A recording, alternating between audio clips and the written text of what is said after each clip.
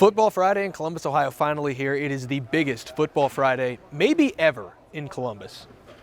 Because Ohio State and Michigan are playing 2 versus 3, 11-0 versus 11-0 in the Big House tomorrow. Yeah, it's in Ann Arbor. That's in Ann Arbor. Absolutely. Tim May, the 40-year vet, Andy Backstrom, Spencer Holbrook here. We're going to give you all the coverage you want in just a few, maybe 10 minutes or less. Tim, bold prediction for Ohio State versus Michigan in the game. I'm going to go back to the well. Of course you are. I'm going to go Marvin Harrison. They didn't give Marvin Harrison Jr. a chance to go out with a big, huge number last week, and I think that was precautionary. Meant to ask him about it, forgot. Marvin Harrison Jr., 3 touchdowns minimum, and I'm not saying how they're coming, but 3 touchdowns minimum in the game. Final answer. I'm going TreVeyon Henderson, 150 total yards of offense. I think this is going to be a low-scoring game, so I think that's a big number in this game. I think TreVeyon Henderson's the guy. I think you might see a cover 2 shell again that we've seen to kind of limit Marvin Harrison Jr. in this game. Those checkdowns, running after the catch is going to be really important, and I think TreVeyon Henderson's going to be at the center of that. You said total yards, right? 150 total yards. Yeah, total yards. Yeah, I'm going to go Tommy Eichenberg, 15 total tackles. I think that guy's going to be everywhere. This is going to be a low-scoring game. You have to run the football. Run the damn ball is going to be the name of the game here. Ohio State and Michigan both want to establish it. Tommy Eichenberg not played his best in this game in particular the last 2 years. He'd admit that to anybody. Didn't get to play last week. I think he's going to come out with his absolute hair on fire. The little hair he's got is going to be on fire because he's going to have 15 tackles, and I think he's going to be a big part of why Ohio State limits what Michigan wants to do on offense. So that's It's a lot like an alcohol fire. You can't see the flame, but it's there. You're absolutely right, partner. Tim, offensive player of the game. Just go with Marvin. Did you can I do just it. Name him? Yeah, that's fine. No, offensive player of the game. I shouldn't say this because it kind of doesn't jinx Marvin. Emeka Egbuka. You can't take everybody. Emeka Egbuka is due. Yeah. And Marvin can still get his 3 touchdowns, but Emeka Egbuka play a huge role in this game. Emeka Egbuka, wide receiver, coming out of the slot a lot. Why not? Final answer. I hope that you go TreVeyon Henderson, so you leave a little bit for me. Yes, TreVeyon Henderson. And isn't the stat right now that it's 28 straight games? Whoever runs for more yards in this game wins the game. I think that's so key to set the tone on the ground, whether it's the checkdowns through the air or just TreVeyon running the football. He has given life to this running game. He has made it more dynamic, and for the first time in his career, he's truly healthy, or healthy enough, close to 100% for this game. And I think that is a huge difference maker. Yeah, I'm going to go with Cade Stover.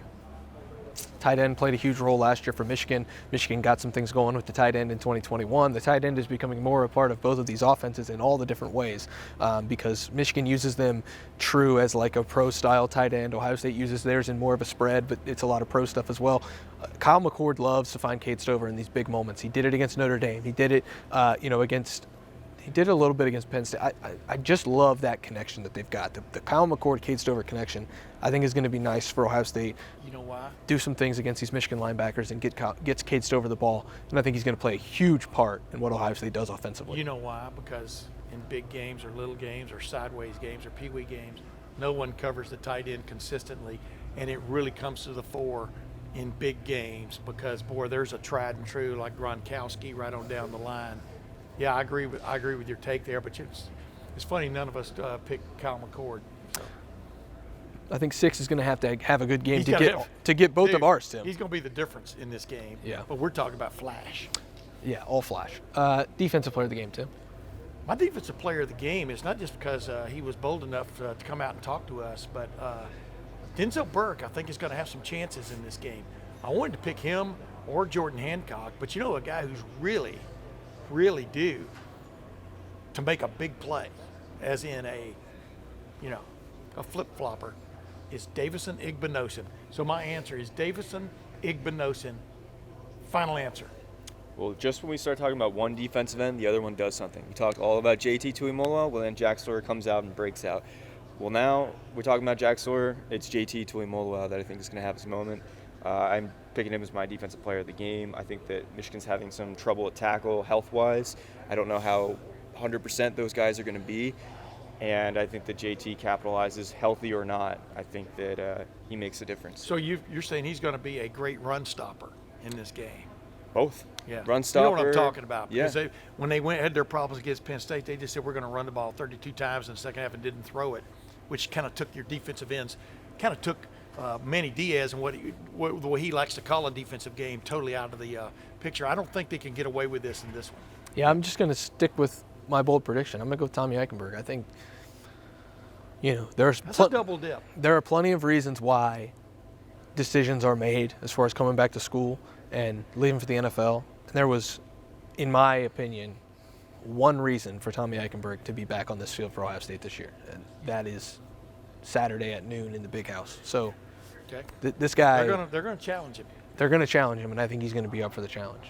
He has to be for Ohio State to win and for my bold prediction to come true. Tim, drum roll, please.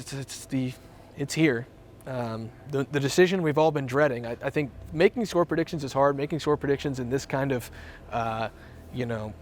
environment is very difficult. And so I'm going to make you go first, Tim. The pressure is on, just like it's on Ohio State and Michigan, both in the Big House at noon on Saturday. Score prediction from the 40-year vet Tim May as he covers his 40th Ohio State-Michigan game. Actually, I've been to like 3 or 4 more than that, but that's okay. I like the build-up. I like the pressure.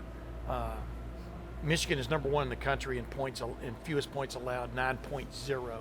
Ohio State is number 2 in the country in fewest points allowed, 9.27. I think I've got my math correct there. With that in mind, these teams play offense. Back in the day when Ohio State played at Michigan in 1973, they were both undefeated. They were both playing for the right to go to the Rose Bowl, which was the holy grail back then. It ended in a 10-10 tie. The good news is in modern football, you can't tie. You can't walk away with a tie. Somebody's going to be laughing and somebody's going to cry. Plus, these two teams will play offense when push comes to shove. Ohio State 31, Michigan 20 is finally what I've settled on, but I have no idea, really, how the scoring is going to go in this game. Is that like a 31, they add a touchdown at the end, or just a straight 31-20? 31-20. Maybe the other team's scrambling to come back. Gotcha. Well, I'm going 16-13 Ohio State. I think it's going to be a truly low-scoring game. We saw a low-scoring game between Notre Dame and Ohio State. That one went down to the wire. I think this one will go down to the wire. I think special teams will be a big factor in this game. All 3 phases will be a big factor in this game. I do think Ohio State will be able to run the ball a little bit. That's why I think Trayvon Henderson will be such an impactful player in this game. I do get the sense that maybe Michigan gets some pressure up the middle, though. I think that interior, that defensive line, Chris Jenkins, Mason Graham, Kenneth Grant, I mean, that's quite a trio right there. So I do think that it's going to be a back-and-forth seesaw battle. Ultimately, I have Ohio State pulling out the win at the end just because I think this defense, they come to play. They travel, and they make difference-making plays, and I think that's ultimately going to be the difference in this one. I'm going to go Ohio State 27, Michigan 17. I've wrestled with this all week. I was prepared up until Michigan played Penn State to pick Michigan in this game. Truth in advertising with our reporting, I'm in this building all the time, and I did not know if Ohio State could beat Michigan. I've seen things the last couple weeks from J.J. McCarthy, from the Michigan side of things, but also from Ohio State and the way that they are playing right now that make me think that this team is absolutely 100% ready to go up there to the Big House and snatch something from Michigan after Michigan snatched something from Ohio State the last 2 years. Now, you noticed I picked Marvin Harrison Jr. to score 3 touchdowns minimum. Emeka Egbuka to be the offensive player of the game. Despite all we're talking about rush defense, rushing game, etc., there is no shame in throwing 4 touchdown passes and winning with 4 touchdown passes in the game. Like I said, it's going to come down to the W. The W is all that matters.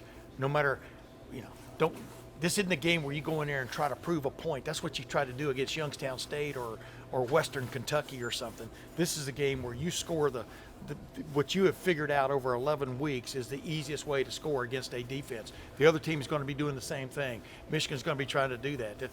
That's what's important about this game to keep in mind. All that matters is the touchdowns and the W. I am TDs and W's. So fired up for this game. I cannot wait to get up there on Saturday with the 40-year vet Tim May, with Andy Backstrom, Matt Parker down on the field covering recruiting and covering the photos. Matt, make sure to bring a helmet. If you got anything scarlet or gray on, might get something upside the head if you're watching. Well, you probably deserve it if you wear scarlet and gray on the sideline and you're not playing. You're absolutely right, partner. For the 40-year vet Tim May, for Andy Backstrom, I'm Spencer Holbrook. Thanks for watching. Thanks for listening to Bold Predictions. We will see you in Ann Arbor on Saturday for the game between number 2 Ohio State and number 3 Michigan, for everything, for the Big Ten Championship game appearance, for probably the Big Ten Championship given they're going to play Iowa, whoever wins this game, for a spot in the college football playoff, for bragging rights, for respecting the rivalry again. Anything you want to think about with this game, Saturday we'll have it and we'll be for it. So we're going to go get up there and cover the game. Thanks for following along all week, and we'll see you guys up in Ann Arbor on Saturday.